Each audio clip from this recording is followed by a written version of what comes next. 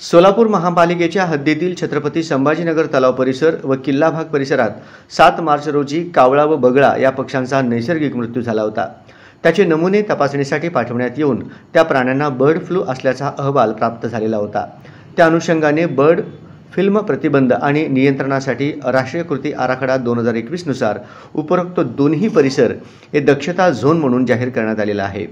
तरी सर्व शासकीय विभागांनी या क्षेत्रात व अन्य भागात बर्ड फ्लूचा संसर्ग होऊ नये यासाठी प्रतिबंधात्मक उपाययोजनांची प्रभावी अंमलबजावणी करावी असे निर्देश जिल्हाधिकारी कुमार आशीर्वाद यांनी दिले।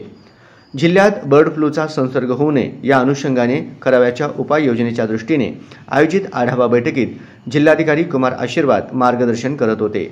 यावेळी पोलीस शहर उपायुक्त दीपाली काळे, महानगरपालिकेचे अतिरिक्त आयुक्त संदीप कारंजे, जिल्हा पशुसंवर्धन उपायुक्त डॉक्टर व्ही.डी. येवले, जिल्हा परिषदेचे पशुसंवर्धन अधिकारी डॉक्टर एन.एल. नरळे, सहाय्यक आयुक्त पशुसंवर्धन डॉक्टर भास्कर परांडे, अन्न व औषध प्रशासनाचे सहाय्यक आयुक्त साहेबराव देसाई, जिल्हा आरोग्य अधिकारी डॉक्टर संतोष नवले, जिल्हा शल्यचिकित्सक डॉक्टर सुहास माने, शासकीय वैद्यकीय महाविद्यालयाचे डॉक्टर संतोष भोई यांच्यासह सर्व संबंधित अधिकारी उपस्थित होते।